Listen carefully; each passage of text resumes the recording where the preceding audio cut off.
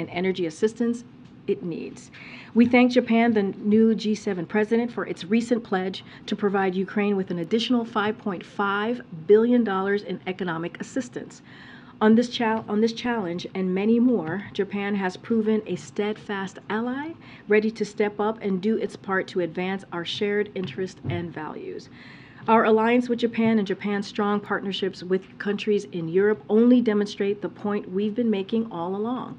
The Indo-Pacific and the Atlantic are not separate theaters here, but firmly linked together. The G7 has become an anchor of our strong and united response to Russia. Tomorrow, the leaders will discuss how we continue supporting Ukraine and continue to increase pressure on Putin and all those who enable his aggression. Among other announcements, the United States will implement sweeping sanctions against key sectors that generate revenue for Putin, go after more Russian banks, Russia's defense and technology industry, and actors in third-party countries that are attempting to backfill and evade our sanctions. We will also announce new economic, energy, and security assistance to help the Ukrainians continue to succeed on the battlefield, protect its people from Russian aggression, and enable the Ukrainian government to provide basic services such as electricity and heat. As President made clear in Europe this week, the United States will continue to stand with Ukraine for as long as it takes. Now, separately, I want to add that the Biden administration welcomes the Sultanate of Oman's decision to open its airspace to all civilian planes, including those flying to and from Israel. This historic step completes a process that began last year during President's visit to the Middle East, when Saudi Arabia similarly opened its airspace to all civilian planes. Oman's announcement promotes President Biden's vision for a more integrated, stable, and prosperous Middle East region.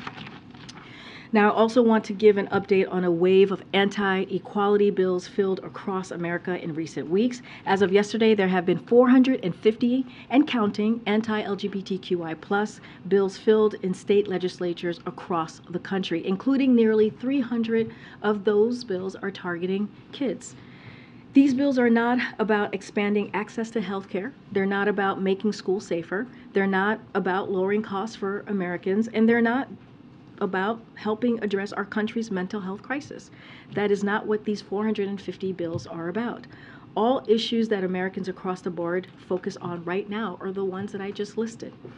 Instead of focusing on making Americans' lives easier, these bills are making our fellow Americans' lives harder. These cheap shots don't come without repercussions. LGBTQI+ Americans, especially transgender Americans, are seeing alarming levels of depression and suicide, as well as being victims of hate crimes. The President and his administration will continue fighting for all Americans and their dignity, because equality under the law isn't just a slogan, it's a bedrock principle of our democracy, and LGBTQI people deserve to live full, equal lives in every corner of our country, no matter where they live. That's why it's so important for Congress to come together and protect Americans' rights to be who they are in this country. Passing the Equality Act is a critical step in that direction. Apologies for all the toppers. We haven't had a briefing in some time. I have two more for you, and I promise we'll get to your questions. Okay, so today, as you all saw just an hour or so ago, President Obama announced that, President Biden. Whoa! That is news. I know, we're going back, not forwards. We gotta go forwards. Okay, President Biden announced that the United States is nominating Ajay Banga to be president of the World Bank. As the president said himself, Ajay is uniquely equipped to lead the World Bank at this critical moment in history. He is a renowned business executive that has spent more than 3 decades building and managing successful global companies that have created jobs and brought investment to developing economies. As president and the CEO of MasterCard and as vice chairman of General Atlantic, Ajay has a proven track record creating public-private partnerships and mobilizing resources to address climate change. And raised in India, he has a unique perspective on the opportunities and challenges facing developing countries and how the World Bank can deliver on its ambitious agenda to reduce poverty and expand prosperity. Okay, Finally, this is the hard part of the toppers of what I have for all of you. Again, I apologize for so many. We haven't had a briefing in some time, but we have another bittersweet day for us, for the White House press team, as this is the last press briefing for Megha and Robbie. Right there, as you guys see, right there, next to my right here, who are valued members of our team. Megha has been with our team since February of last year, and I don't think she's stopped smiling since. I've never seen someone so happy and so just really wonderful, and she always has a smile on her face. Megha has yelled "Thank you, press" in every room of the White House, and on 3 different continents. She's done it all with grace, a great sense of humor, and grade A outfits. Hence, that's why, we're matching today, so there you go. I feel good about that. I'll know she'll be missed by our team and much of the press corps as well. We are glad she won't be very far. She's going to be headed to the State Department. Megha, we will miss you dearly, and thank you for your service. And Robbie Dornbush needs no introduction. As Chief of Staff for the press office, Robbie quite literally keeps the trains running. He's the bridge between myself and many of you in the room. And also, no matter how early call time is, I can guarantee you Robbie is in the building before you. Robbie is here very early in the morning trying to keep up with me. And he's here working hard at his desk after a lid is called as well. I knew Robbie before this administration began. I think Robbie started working for me when you were like 19, Robbie, on and off. So we have become friends, and he has been a great colleague over the last several months. And Robbie, you will be missed, but you have been in my world for so long, and hopefully I get an invite to your wedding. I haven't seen the save the date yet, so we'll talk about that later, but we will truly miss you, Robbie. Thank you for everything that you've done. Okay, with that, the briefing is over. I'm just kidding. Okay, go ahead, Z. Thanks, Karine. Starting with East Palestine, is the president satisfied with the pace of the federal response there on the ground, and why has he so far decided not to visit?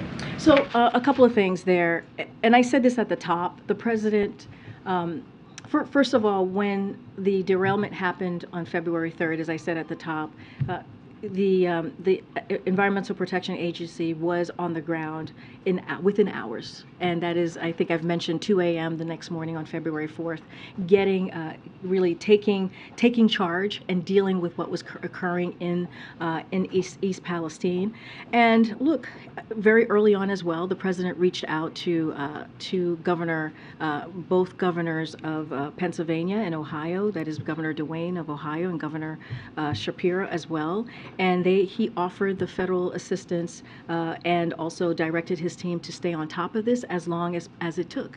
And just a couple of days ago, we read out a conversation that the president, he's been getting briefed pretty regularly, but just recently we read out conversations that he had with Governor DeWine, Governor Shapiro, Senator Brown, EPA Administrator Regan, and Congressman Johnson while he was in Poland. So he was still working and getting updates and focusing on what was happening in East Palestine while he was doing incredibly important work, as you all know, in Poland. And he reaffirmed his commitment to make sure they have everything that they need. Again, this has been a multi-agency engagement here. When you think about CDC, you think about DOT, you think about FEMA, you think about EPA, they have all been on the ground, working in lockstep, working with the local officials on the ground, including the governor and the senators as well, making sure that we delivered and continue to deliver for the people of East Palestine. That will not stop, and that will continue until we are needed on the ground.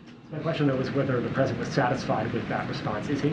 Yes, he is. Look, we believe that when you think about how this response occurred, right, how it's been going from literally since 2 a.m. February 4th, you've seen the EPA on the ground. You saw Administrator Regan doing a great job on the ground, making sure that he was with the community, taking questions, working with the governor. You've heard from the governor directly, Governor DeWine, actually speak to the federal response response that he truly appreciated the work that we have done for the community. So yes, the president is certainly is again staying updated on what is occurring on the ground, but also appreciative of the work that his multi-agencies have been doing over the past several weeks. It's on a different topic. There's some sad news from the Carter family over the weekend. Has the president reached out to either the former president or members of his family in the last 2 days? So I don't have any call to read out at this time. As you saw, there was a tweet from the president and the first lady who sent their thoughts, who have their thoughts with the president and the first lady, and their entire Carter family as well. And just to quote, so folks, in case folks missed it, to our friends Jimmy and Rosalind and to their family, Jill and I are with you in prayer and send you our love. We admire you for the strength and the humility you have shown in difficult times. May you continue your journey with grace and dignity, and God grant you peace. The last time they saw each other, as I think many of you remember, was back in April 2021 when the president visited them at their home in Plains, Georgia, and they had an opportunity to see the Carters. The First Lady and the President had an opportunity to see the Carters personally, and one of the other times prior to that when they spoke was when President Carter was not able to attend, as you all know, the inauguration of President Biden, and they had a conversation that evening as well. And just to give a little bit more history of President Biden and President Carter and how long it goes back to 1976, when then Governor Carter was running for president, and then Senator Biden was the first senator to have endorsed Jimmy Carter at that time. So their relationship goes back decades, and President Carter is someone that President Biden truly respects. And again, our thoughts and prayers are with him and his family. And no recent. I don't have any recent conversations to speak to. Okay. Thanks, Karine. The mayor of East Palestine said that it was a slap in the face that the president had gone to Ukraine before he went to East Palestine. Does the president have any reaction to those comments? Look, I'll say this, and I kind of said this at the top already, which is, I laid out what we have done since the derailment of February 3rd, and how we were on the ground very early on.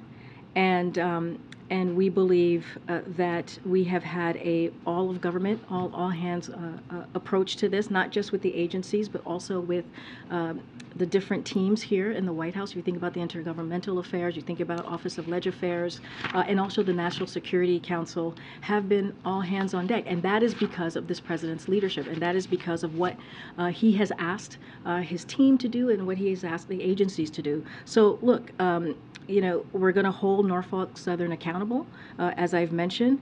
They've been investigating what caused the derailment, monitoring for environmental and health impacts, and screening over 550 homes, as I mentioned. EPA has ordered the railroad company to clean up its mess and pay for all expenses.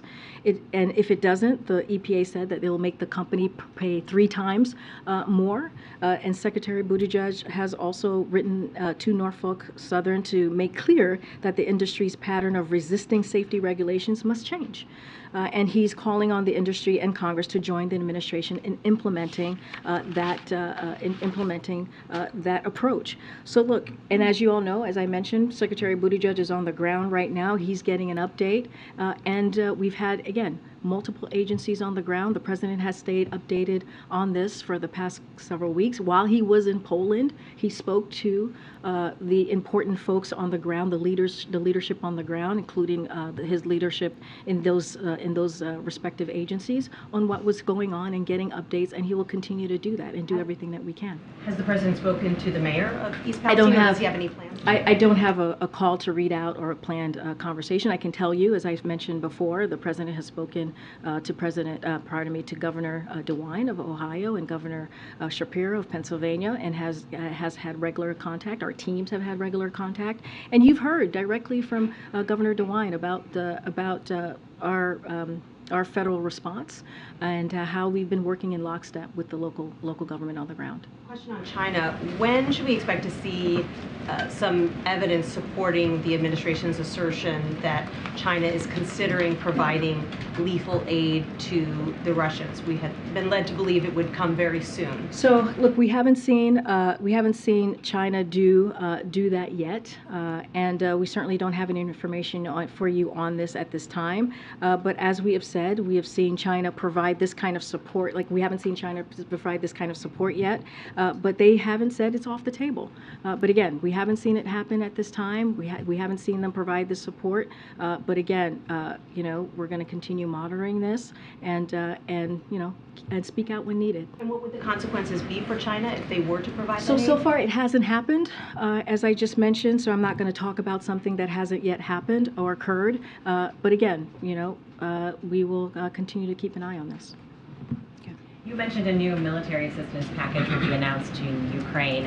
How much is providing fighter jets part of that discussion, as President Zelensky has repeatedly requested? So again, I'm not going to get ahead of any announcement for tomorrow. We have been truly working in lockstep with Ukraine, with the Ukrainian government, to make sure that they have what they need to continue to fight for their freedom, to fight for their sovereignty. And I think if you watched, and I know many of you did, if you watched the president in Ukraine earlier this week, you heard him deliver a really critical, important speech in Warsaw. You heard him before his meeting with the B9, and he's been really consistent and clear. We are going to be with the Ukrainian people for as long as it takes. We are going to continue to show our unwavering support, and we are going to continue to provide assistance so that they can continue their success on the battlefield. That is what we want to see. We're talking about fighting for democracy. We're talking about fighting for freedom, and that is something that we believe that's what the United States is all about. What kind of message does the White House expect Zelensky to send during that meeting tomorrow? Look, I'm certainly not going to get ahead of President Zelensky. I think you heard him very clearly when President Zelensky was meeting with the president in Kiev. I mean, the trip that President Biden to Kiev, as many of you reported on, was historic. It was brave. Many of you talked about how we heard the sirens wailing in the background as the president was on the ground. Remember, there is no military on the ground in Ukraine, U.S. military on the ground in Ukraine, and the president took this trip to send a very clear message, not just to the people of Ukraine, not just to Russia, but the world. How, again, we have an unwavering support for the people of Ukraine. They have shown such bravery. Let's not forget, a year ago, we were talking about how people were reporting how Kyiv was going to fall within hours or within days of Russia's invasion. And now, what did the president say? He was in Kyiv and he said, Kyiv stands strong. And so I think you're going to hear a lot of that tomorrow. I'm certainly not going to get ahead of any announcements. And just to quickly follow up on China, the president said last week that he does expect to speak with President Xi. What's it going to take at this point for that conversation? I don't have, that is up to the president. I don't have any call to speak to at this time. Is the president going to go to Ohio, Karine?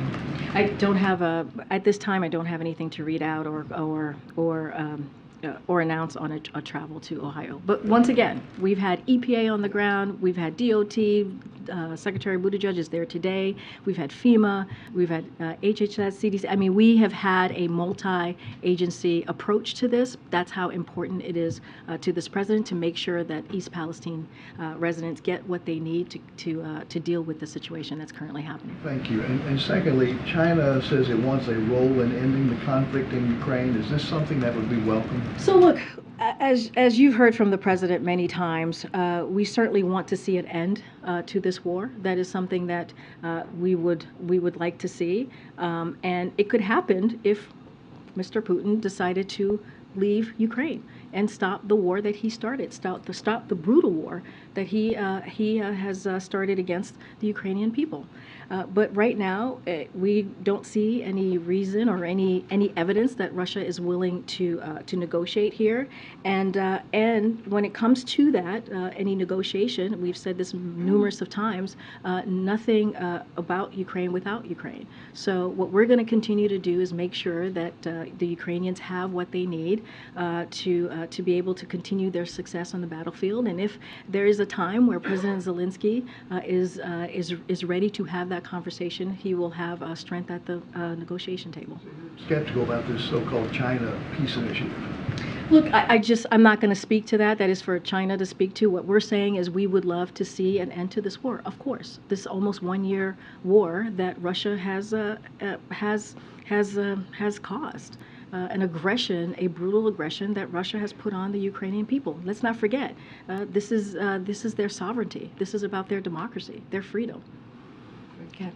Thanks, Karine. On the Russia sanctions, can you say how many entities are going to be sanctioned, names of banks, companies that will fall under U.S. sanctions? Not going to get ahead of the president tomorrow. On the search for Fed Vice Chair, can you talk about the decision-making process there with regard to how the president is considering diversity? There's been some pressure from senators to name a Latino candidate, for example. How important is it to the president to name a woman or a person of color to that job? So I'll just first say that clearly filling that vacancy is something that's important to the president, and will certainly nominate someone in the near future. When it comes to diversity, you've heard this from the president, you've heard this from me, you've heard this from many of us here. Diversity and representation is really important to this president, and we are going to the president's going to look at a highly diverse group of world-class economists, and just as we did for the previous Fed nominations. So we're going to continue that process. But I want to take the opportunity to lay out how diverse the president's cabinet has been, how diverse the president's administration has been. The cabinet is majority people of color for the first time in history. The cabinet is majority female for the first time in history. A majority of White House senior staff identify as female. 40% of White House senior staff identify as part of the racially diverse communities, and a record 7 assistants to the presidents are openly LGBTQ+. So again, this is something that the president prides himself on, that he actually has taken action to show the diversity of this administration. And so he will continue not just with this Fed Vice Chair occupancy, but with any occupancy or any position that's within the White House. Last one really quickly. There was a report that the U.S. is sending 100 to 200 military troops to Taiwan. Can you talk about the decision, why the U.S. felt that's necessary? So any specific numbers or that decision, I would refer you to the Department of Defense. But of course, I will, lay out what our policy is when it comes to Taiwan. Our support for and defense relationship with Taiwan remains aligned against the current threat posed by the People's Republic of China and consistent with our One China policy. That has not changed. Our commitment to Taiwan contributes to the maintenance of peace and stability across Taiwan Strait and within the region. But again, for that specific question on numbers and what's occurring there, I would refer you to Department of Defense. Okay. Thanks, Karine. I wanted to ask about the White House thoughts on congressional Republicans stepping up oversight efforts of USA to Ukraine. House oversight yesterday called for extra documentation of the aid, House Appropriations and House Armed Services. They plan oversight hearings next week. I mean, what does the White House think of all this Republican scrutiny? So look, I mean, I've said this before, and I'll say this again. When it comes to these oversight hearings, we've been very clear. The president has been very clear. He's going to focus on what the American people want us to focus on, which is continuing to work to lower inflation, continuing to make sure that we have an economy that works for all, and continue to make sure that we're fighting for just individual freedoms. And that is something that we saw after the midterms. That was very clear what the voters wanted to see. They wanted to see us move forward in a bipartisan way to deliver on those things that I just listed out.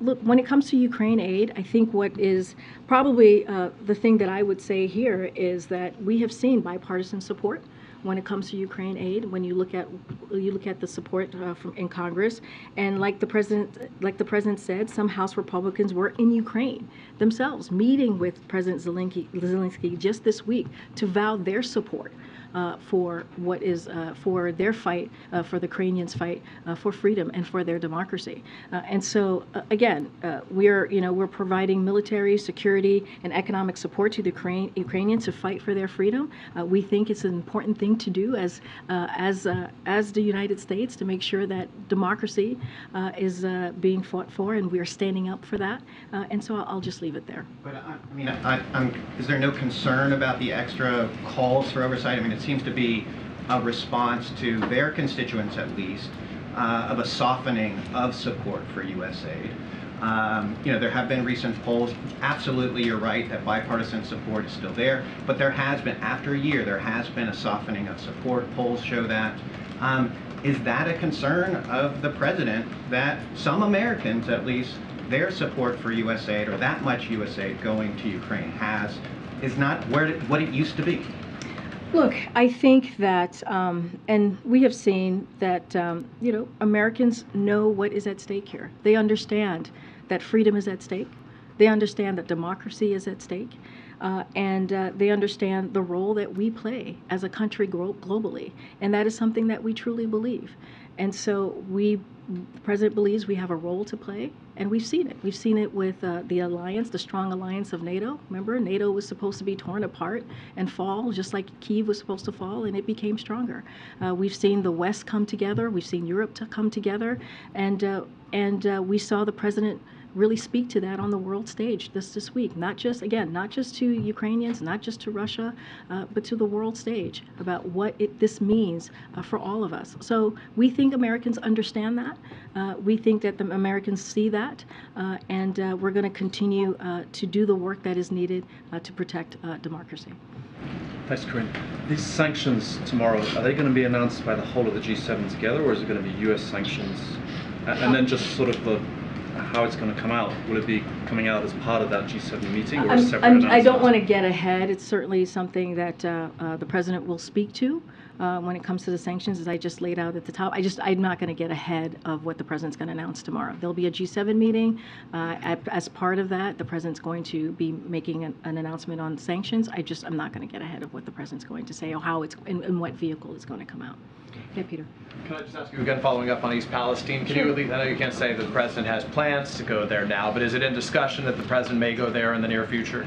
I just don't have anything to share. I know there's a lot of interest on that. I mean, I guess the question, for folks there, though, at least to say it's in discussion, has it been something that's even under consideration? I mean, I think what folks should understand, and what folks should, I think, feel at ease, is that the President has taken this very seriously.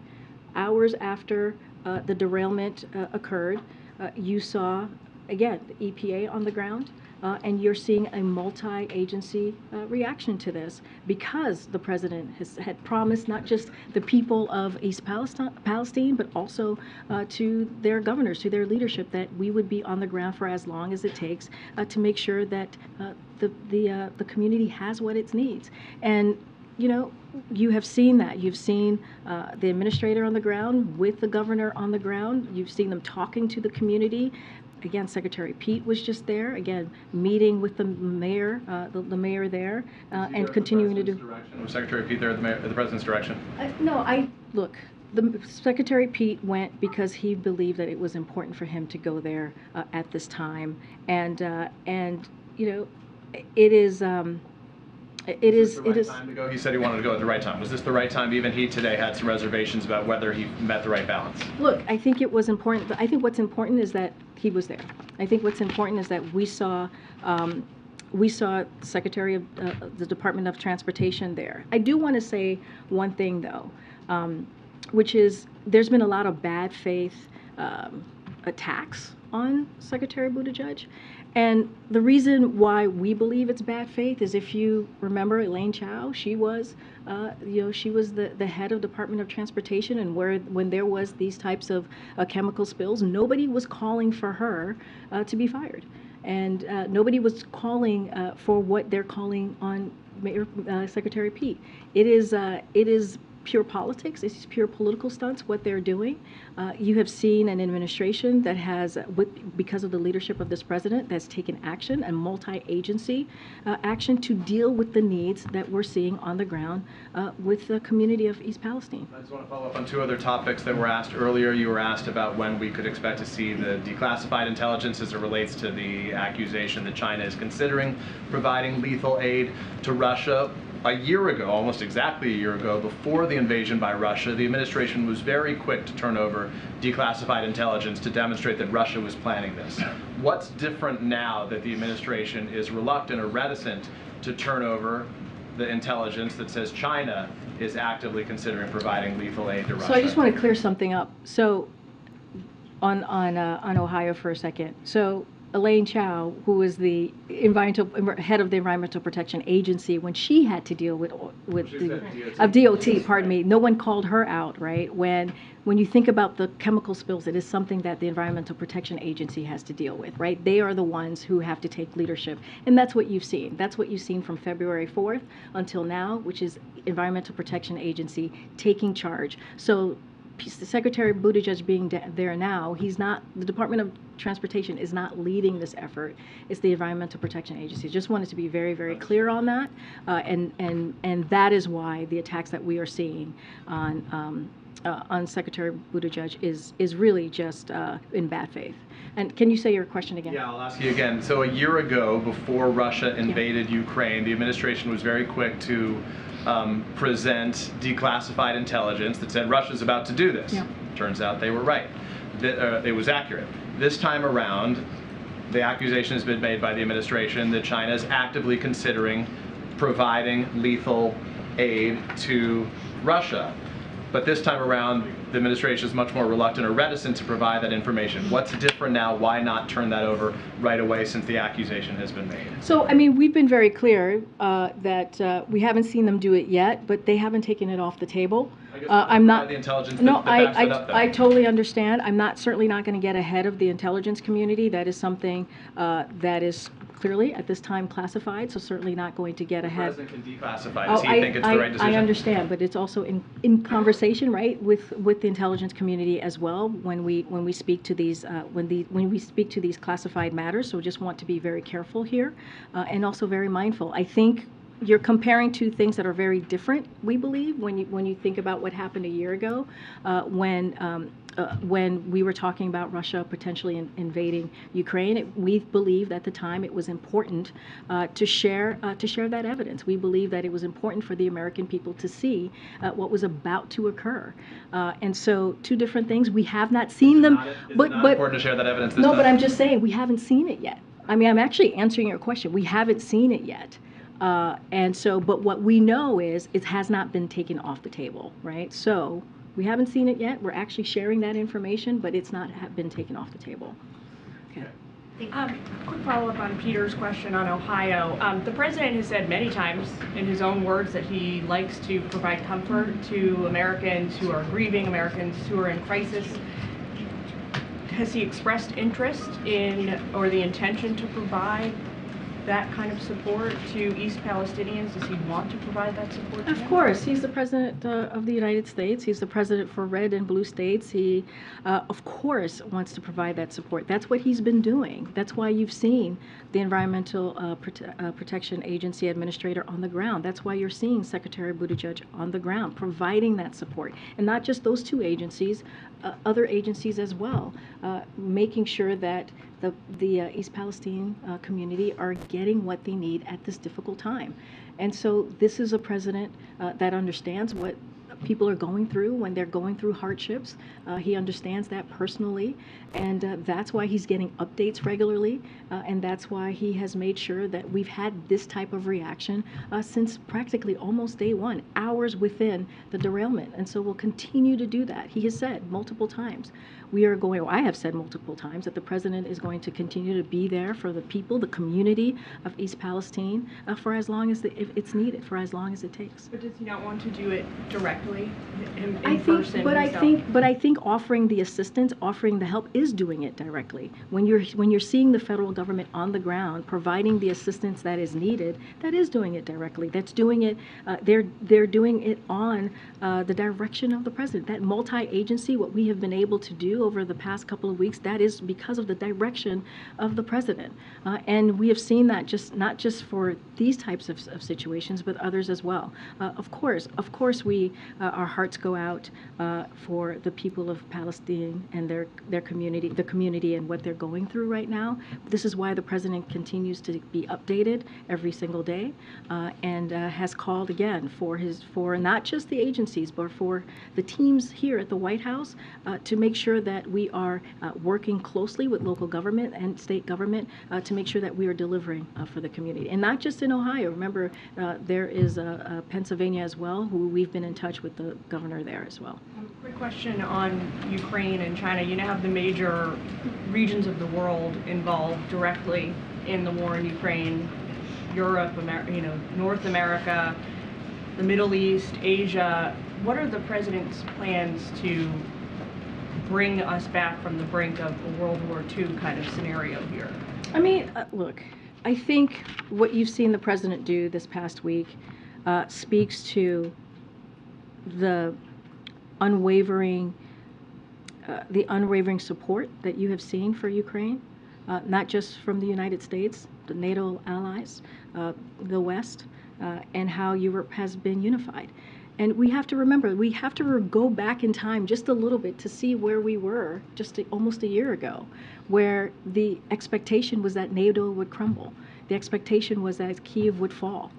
That was what was expected and being reported, that Russia was going to take over Ukraine. And it has not happened. And that is because of the strength that we have seen of the alliance and the partnership that we have seen. And that's what the president was there for this week, to continue to show that. And as we move forward, as we move towards the next several months. And so that's what is important. NATO is strong. Unwavering support is strong. Our support for Ukraine is strong. And we're sending a message not just to the Ukrainians and their bravery and what they've been able to do for this past year, but also to Russia and to the world. And so to answer your question, I think the president sent a very loud message to everyone just across the world about how important it is to continue to make sure that we're fighting for democracy and we're fighting for freedom. And it means something to do so. I have to move around because we don't have that much time. Go ahead. Thank you, Karine. The president acted quickly in naming a new head of the World Bank. There are two other big vacancies right now. The Fed chair, vice chair of the Fed, and also labor secretary. I'm wondering if you can give us any sense of the timeline, and particularly on the vice chair for the Fed, whether you want somebody in place, or the president wants somebody in place by the time the open market committee meeting. So I don't have a timeline for you. I can tell you that it is a priority for the president, and we'll see. I talked about the vice chair. It is something that we're going to certainly address in the near future. Just don't have a timeline. I'm going to let the president move forward with his process. And the same with the Department of Labor secretary. Clearly, that is another important position that the president wants to fill as soon as possible. Just don't have a timeline at this time. Will the open market committee meeting be some sort of absolute, because that's like the end of March, what I will say is that it is a priority for this president. He thinks it's important to get those two positions filled, and so we will do that. And then next week, the student loan case is going to be before the Supreme Court. I'm wondering how confident is the administration feeling about its position on that case, and whether there's any sort of backup plan should the Supreme Court not be done. We feel very confident in our legal process here. What about the idea of any sort of backup plan? Right now, we just feel very confident. Look, we have to remember what the student loan plan means and why the president put that forward. It's to help tens of millions of Americans, give them a little breathing room, give them an opportunity as we're coming out of this pandemic, this once-in-a-generation pandemic, and folks are remember, one of the reasons we put this forward was because we were going to lift the payment, the loan payment, the student loan payment, to give give them a little extra breathing room to make sure that they're able to get back on their feet as they were having to, some of them had to pay back their student loans. And so this is, we see this as an important policy that is going to help millions, again, tens of millions of Americans across the country who need it, who need that opportunity to start a family, who need that opportunity to buy a home. And so it is unfortunate to us that Republicans are out there, Republicans officials across the country are out there trying to stop something, trying to stop a policy that would really help everyday Americans who need just a little bit of assistance. Just one really quick last one. Over the weekend, UN Ambassador Linda Thomas-Greenfield said there would be a quote-unquote red line for China if lethal weapons or lethal material were provided to Russia. Is that a phrase that the White House would repeat? Is that a phrase that the White House supports using in this? So I'll say that so far it hasn't happened, as I was telling to Peter. I'm not going to talk about what we anticipate or any new indications, but we have been clear with China from the beginning on the consequences and implications of providing this kind of support to Russia. We have been very, very clear about that. I'm just not going to add to any more to that. Go ahead. Thank you, Karine. Two questions, one on Ukraine, one from a colleague who covers immigration. On Ukraine, when the president was in Poland, people were pleading with him to provide F-16s to Ukraine. He probably saw and heard some of those protesters. He has said that he is not going to provide F-16s to Ukraine, that is not something the U.S. will do. Is he still standing by that? So look, I talked about this a little bit when I was asked moments ago about any extra aid that we're providing to Ukraine. Look, we've been in lockstep with the Ukrainians and with our partners to provide Ukraine with the capabilities that it needs, and we are in regular communication with the Ukrainians on their needs on the battlefield, and also making sure they have the humanitarian assistance and other assistance that we've been providing for this past year that they need. I'm just not going to get ahead of that. But look, we are committed again to supporting Ukraine for as long as it takes, and I'll just leave it there. So that isn't a firm no, never going to happen from the president? Again, we are constantly in conversation with Ukraine, providing them with the need that the assistance that they need to be successful on the battlefield. I'm just don't have anything else to say beyond what the president has commented on. Thank you. And then really quickly on immigration, the administration proposed a rule this week that would make migrants ineligible for asylum if they cross the southern border without first asking for refuge in a third country, at least generally speaking. It's kind of similar to a Trump-era rule. Administration officials told reporters on a call this week it wasn't their first or second preference to do it this way. Is this rule a recognition that the administration's early border strategy just isn't working? And is it realistic that President Biden's campaign promises to end all Trump-era immigration restrictions? Was that unrealistic? So you mentioned there is a huge difference here, which is what we are providing is expanded legal pathways. And that is important to make note, is that is something that the past administration didn't do, and that is something that we are doing here. Look, on day one, the president put forward a comprehensive immigration reform proposal, and that's showing that the president was taking this very seriously. And the way that we see this is Congress needs to act. And what was happening currently right now is Congress is not acting. So what you're seeing from the Department of Homeland Security is they are using the tools that is being presented to them so that we can deal with this situation and do it in a safe and orderly and humane way. And that's what we're doing here. And let's not forget, if you look at the parolee program that we put forth, remember the president announced on January 5th some of the proposals that on how he was going to move forward. He talked about expanding the parolee program. You have 4 countries, Cuba, Nicaragua, Venezuela, and Haiti. And if you look at that program, it's been very successful. It has brought down legal migration by 97%. And so we see that is working. But this president is going to use the tools that he has. The Department of Homeland Security, as you're seeing, is using the tools that they have in front of them to deal with this real issue. And let's not forget, when it comes to Title 42, it's going to lift on May 11th. So we believe that we had to take steps to deal with this. We can't leave it on the NGOs. We can't just leave it on the communities. We also have to take steps to deal with this issue. Okay, go ahead. Just 2 questions. First of all, the president frequently visits the sites of many natural and man-made disasters. And this situation in East Palestine has clearly required a multi-agency response from the federal and the state level. So I guess I'm just struggling to understand why the president wouldn't go to East Palestine. Does it simply not meet the bar for a presidential visit? Look, I want to be very clear here. There's no reason to struggle, I don't think, on this question. I think when you look at how the federal agencies have responded from day one and took this very seriously and reacted within hours of the derailment and was on the ground.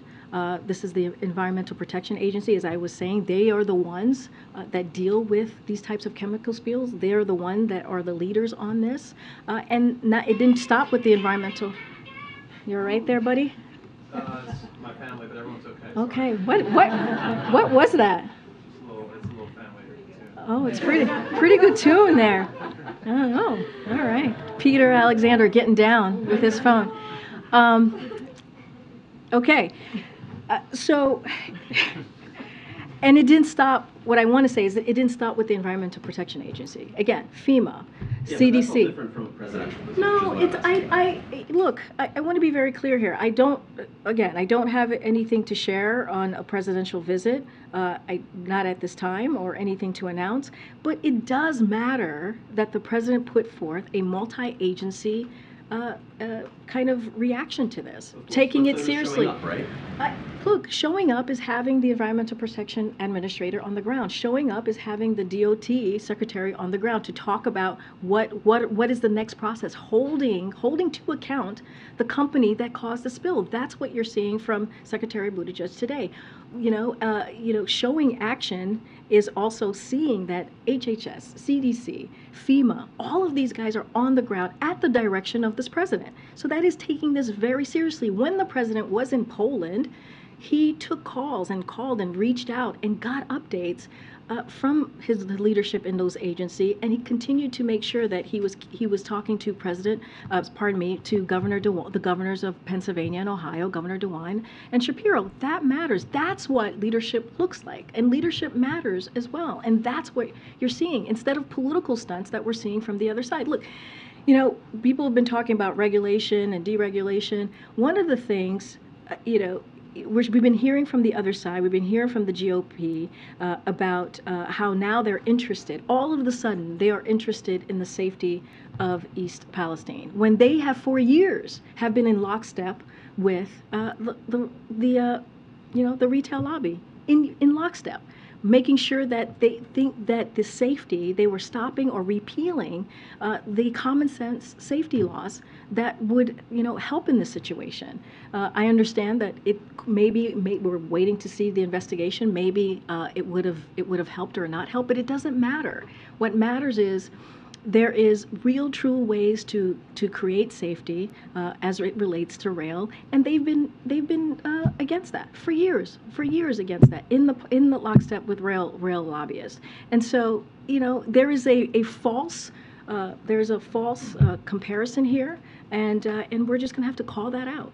And then just on the new asylum rules, I know that you just laid out the differences that you see in the Trump administration rules and the new ones that you guys have announced. But a lot of migrant advocate groups don't see it that way. They see this as mirroring the Trump era rules. So what do you say to these migrant advocate groups and these communities who now feel very much betrayed by this president? Look, here's the thing.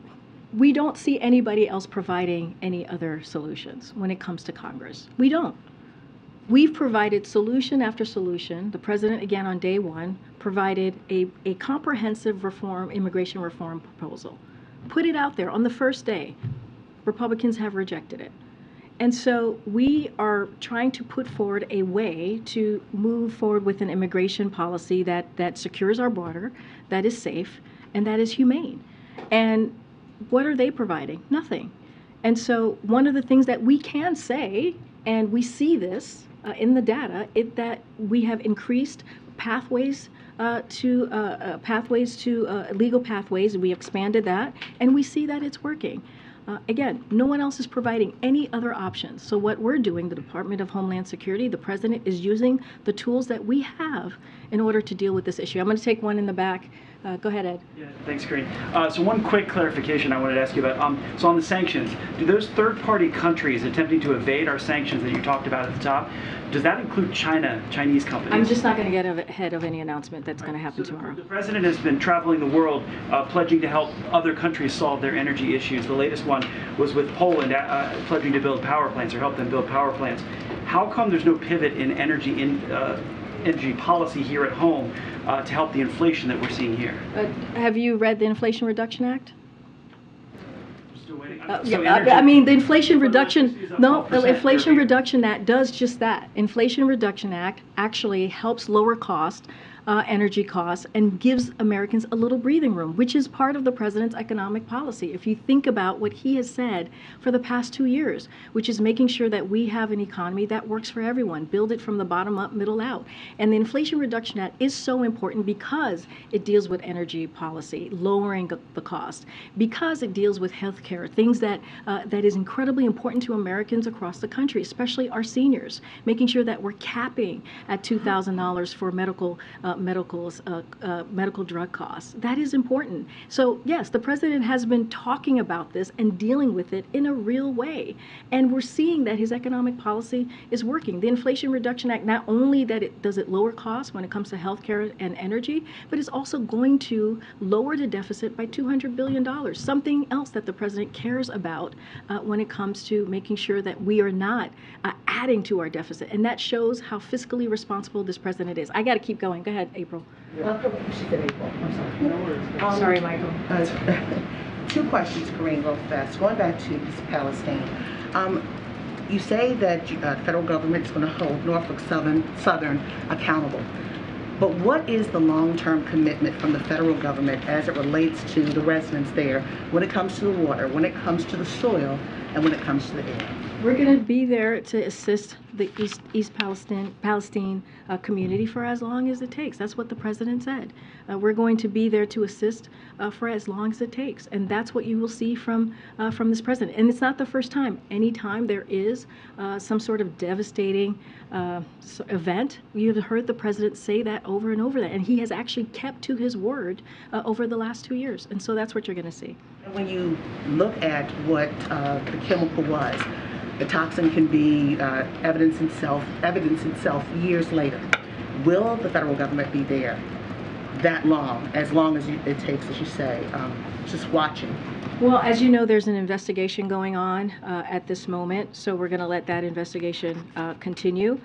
But, you know, we're going to assist for as long as it takes. We're going to make sure that the company cleans up, pays for the cleanup, pays for the work that the EPA is doing currently right now. That's what you heard from Administrator Regan, and we're going to, you know, we're going to be consistent and stick to that. And you heard from the NTSB today with their initial finding to tell us what happened, but we still don't know the why. And last question. There seems to be more activity from a lot of groups who are very upset with what Ron DeSantis is doing when it comes to cutting off the AP courses on African American history. With that said, I'm sure this White House has talked about it, but is the president talking to the Education Secretary Cardona about what steps can be done to rally other states to make sure that education is that teaching facts? So as you know, when it comes to education and making sure our children are getting what they need in the classroom, the education that they so deserve, that is something that's important to the president. He always talks about how the First Lady is an educator, and clearly it's something personal to him and to the First Lady. I do not have any specific conversation to read out about what's currently happening happening in Florida, and I know you've heard me talk about it. You've heard others from the administration speak to what we're seeing currently on the ground, but I don't have any specific conversation that is specific to policies or anything that's being done, but clearly making sure that our children get the education that they so deserve is certainly important to this president. I'm going to take another. Okay. I know. Okay. I'm going to take one. Go ahead, Alex, in the back. Oh, hey, no, right. Alex. I'm sorry. I was calling Alex. Oh, thank you. Yeah. Karine, we're seeing violence escalate in the Middle East, and I know the I think we all know the president's stated position on Israeli security and Palestinian statehood, but what can this administration do right now to keep that from spiraling out of control?